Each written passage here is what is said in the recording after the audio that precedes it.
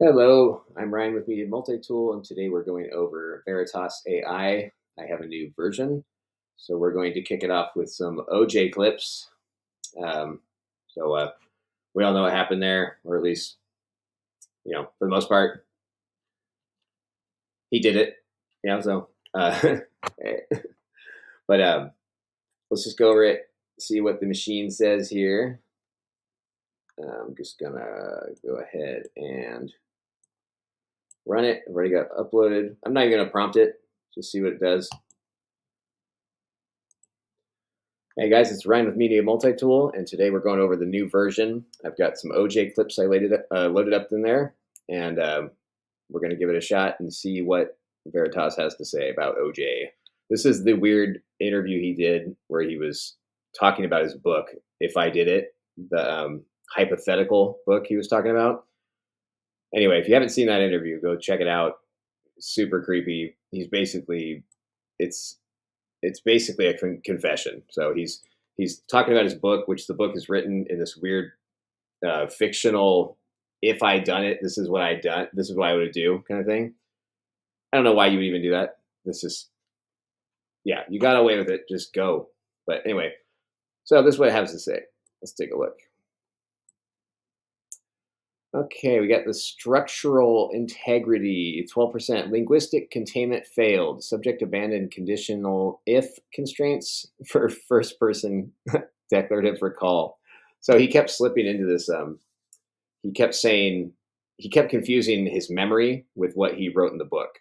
So, and there's obvious inconsistencies with what happened in real life than what he said in the book. So, a few times the reporter caught him up too. She would be like, "Was that in the book, or is that what you're remembering?" And he would kind of clam up. He's like, "I don't know," because he can't keep all the shit straight.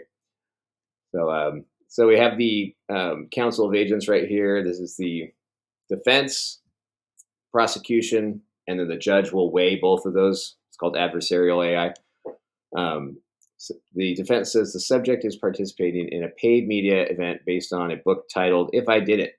He's performing a script. The stress markers are attributed to the high stakes environment and the trauma of the accusation, not necessarily of guilt.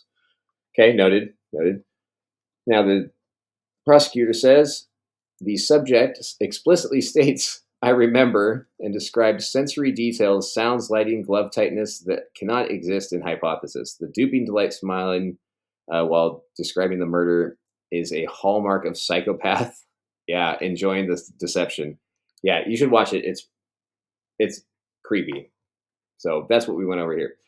But yeah, while the context is performative, this is the judge. While the context is performative, the biometric data contradicts acting. Actors usually maintain the fourth wall of the script. The subject breaks character to address his own memory, evidenced by the high excess cues looking up left for visual memory, not right for the construction. The defense of acting does not explain the visceral physiological arousal. So judge said 90%, 95% is the weight of the evidence. It's basically saying creepy line.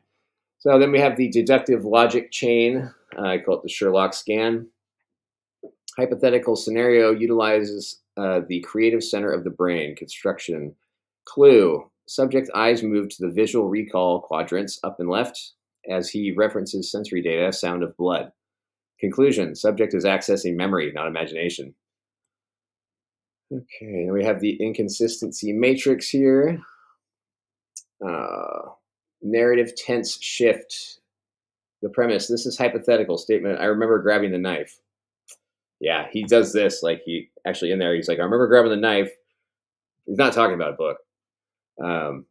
The Charlie distancing, claimed Charlie accomplice handed him the knife. Forensic reality, no evidence of a second assailant ever found. Effective display, content describing a brutal double homicide, behavior, laughing and smirking. Yeah, it was really weird. Truth gripped synthesis, confirmed reality. Subject was present at the scene, admitted in the hypothetical. Subject possessed a knife. Subject removed the glove. Ambiguous data, the existence of Charlie, the specific conversation prior to the violence.